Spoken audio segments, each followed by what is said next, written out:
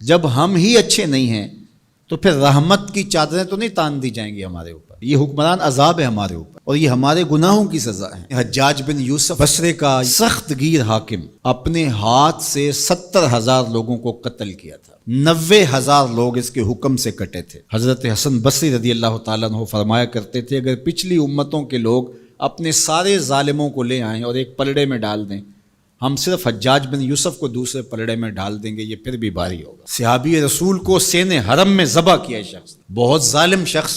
تو کسی نے جرت کی، جرت کرنے والے ہر دور میں ہوتے ہیں، اور کہا کہ تو نے حضرت عمر کا زمانہ دیکھا ہوا ہے، اگر تو بچہ تھا اس وقت، ان جیسا انداز حکمرانی کیوں اختیار نہیں کرتا، اتنا بڑا ظالم کیوں ہو گیا تو حجاج بن یوسف نے جو جواب دیا وہ 2 لفظوں میں تھا. اس نے کہا تبازروا اتعمر لکم، تم ابو ذر بن جاؤ، میں عمر بن جاتا ہوں. جب عوام اچھی نہیں ہوگی تو پھر یہی اوپر ہوگا. جب میں کہتا ہوں الہی میرے احوال دیکھ، حکم ہوتا ہے اپنا نامہ اعمال دیکھ. اور ایک روایت میں ہے اعمالکم امالکم، تمہارے اعمال ہی تمہارے امال ہیں، جس طرح کے عمل ہوں گے اس طرح تمہارے اوپر مسلط کر دیے جائیں گے. بندہ سمجھتا ہے کہ یہ آ جائے گا تو شاید یہ اچھا ہوگا، یہ آ جائے گا تو شاید یہ اچھا ہوگا.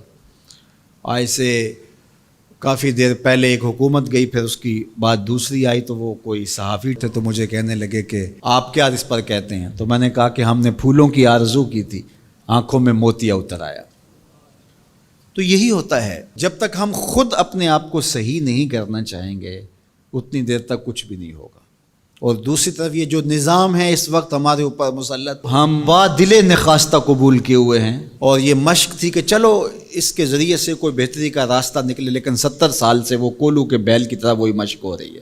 سیاستدانوں کو تو یہ مسئلہ ہے کہ جمہوریت بڑی مقدس ہوتی ہے، ہمیں تو کوئی مسئلہ نہیں ہے کہ ہم اس کے قصیدے پڑھتے پھریں. جمہوریت ہے کیا؟ اقبال نے کہا تھا کہ یہ راز ایک مرد فرنگی نے کیا فاش، ہر چند کے دانا اسے کھولا نہیں کرتے. جمہوریت ایک طرز حکومت ہے جس میں بندوں کو گنا کرتے ہیں، تولا نہیں کرتے. چاہے ایک طرف 100 گدھے ہو جائیں اور دوسری طرف جو ہیں وہ سمجھدار ترین علماء ایک طرف ہوں، تو وہ گدھوں کی بات مانی جائے گی. جمہوریت تو یہی ہے نا. اور ہم صرف ملک کے معاملات کے اندر جمہوریت کی رٹ لگاتے ہیں، باقی معاملات کے اندر ہم نے کبھی جمہوریت نہیں دیکھی. جب بیٹے کا رشتہ کرنے لگتے ہیں تو گھر کے افراد کو بلا کے، رشتہ داروں کو بلا کے ووٹنگ کرواتے ہیں، یا صرف گھر کے 5-4 وہی جو صاحب رائے لوگ ہوتے ہیں وہی بیٹھ کے فیصلہ کرتے ہیں. میں اپنے اس ادارے کے اندر جو فیصلہ کرتا ہوں ووٹنگ تو نہیں کرواتا. آپ اپنی فیکٹری کے اندر جو فیصلے کر رہے ہوتے ہیں تو وہاں ووٹنگ تو نہیں کروا رہے ہوتے لوگوں کو. آپ جو بھی معاملات زندگی کے چلا رہے ہیں، رشتے کرتے ہیں بچوں کے، فیصلے کرتے ہیں، کوئی چیز خریدنی ہے، کوئی چیز بیچنی ہے، اس شعبے کے ماہرین کو بلا کے رائے لیتے ہیں،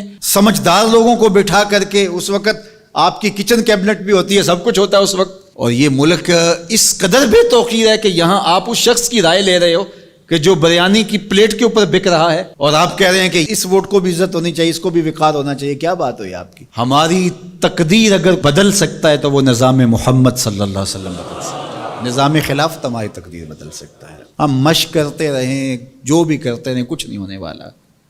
ماضی میں کتنی حکومتیں آئیں، بدلی، اب ایک حکومت آئی، اب یہ بھی شاید جانے والی ہے، قصہ تمام ہونے والا ہے. پھر اس کے بعد کیا ہوگا؟ یہاں ایجنسیوں کے لوگ بھی موجود ہیں. میں میسج دیتا ہوں، کوئی ملک کے اندر سے سنجیدہ لوگوں کو اکٹھا کرے. 22 کروڑ کی عوام میں سے کوئی 100 آدمی بھی نہیں ملے گا جو دیانتدار بھی ہو، خیر خواہ بھی ہو اس ملک کا، اور باصلاحیت بھی ہو.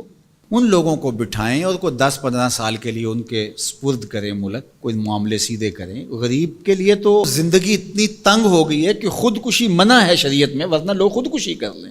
یہ حالات اگر یورپ میں ہوں، دیگر ممالک میں ہوں، تو وہ تو اجتماعی خودکشیاں کریں. یا ہمارا مذہب ہمیں روک رہا ہے اور ہم برداشت کر رہے ہیں اور صبر کر رہے ہیں. ہمارے مذہب نے ہمیں صبر کی تلقین کی ہے. ورنہ آپ گھر سے نکلتے ہیں، کوڑے کے ڈھیر پڑے ہوئے ہیں جگہ جگہ. لوگوں کے رویے کتنے کھردرے ہو گئے. رشتہ داریوں کے اندر باہمی الجھنیں، لڑائیاں، شر فساد، ایک دوسرے کی ٹانگیں کھینچنا.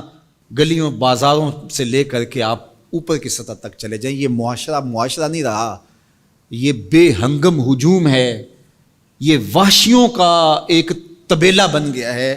انسانیت نام کی چیزیں تقریباً رخصت ہو چکی ہیں. یہ زندگی گزاری نہیں جا رہی، زندگی گھسیٹی جا رہی ہے. ہم اپنی لاشیں گھسیٹ رہے ہیں. زندگی میں طمانینت، سکون نام کی کوئی چیز ہی نہیں ہے. ہر بندہ ہاتھ ملاتے ہوئے دوسرے سے ڈر رہا ہے کہ پتہ نہیں یہ میرے ساتھ کیا کرنے والا ہے. یہ تو وحشیوں کا معاشرہ ہوتا ہے، انسانوں کا معاشرہ تو نہیں ہوتا. لوگ غریب سے غریب تر ہو رہے ہیں، اور چند لوگوں کے پاس دولتیں اتنی ہیں کہ ان سے شمار ہی نہیں ہو رہی. اور نفس کی کمینگی بھی ختم نہیں ہو رہی. کھا گئے لوگوں کو لوٹ کے, لوگوں کا خون چوس گئے. وہ کبھی آپ نے کوا دیکھا ہے جو بچے کے ہاتھ سے بھی روٹی چھین لیتا ہے؟ یہ ہمارے جو بچے ابھی پیدا ہونے والے ہیں ان سے بھی روٹی چھین چکے ہیں, اور آگے ان کی نسلیں ہماری آنے والی نسلوں کی روٹی چھیننے کی تیاریاں کر رہی ہیں. تو ہمیں اپنے آپ کو صحیح کرنا ہوگا, اور میں مشورہ دیتا ہوں میری یہ باتیں ضرور پہنچائیں کہ خدا را رحم کیجئے. جو اپنے بند کمروں میں بیٹھے انہیں نہیں پتا کہ لوگ کس طرح سسک سسک کے زندگی گزار رہے ہیں, کیا اذیت ناک زندگی ہے لوگوں کی. تو اس لیے خدا را اس ملک پر رحم کھائیں. جن کے پاس قوت نافذہ ہے وہ ضرور اس کو استعمال کریں, اور کوئی ایسا فیصلہ کیجئے کہ جو یہ پج مردہ معاشرہ پھر سے جی اٹھے, اور وہ ایک ہی راستہ ہے, اور وہ راستہ میرے حضور کا دیا ہوا راستہ ہے.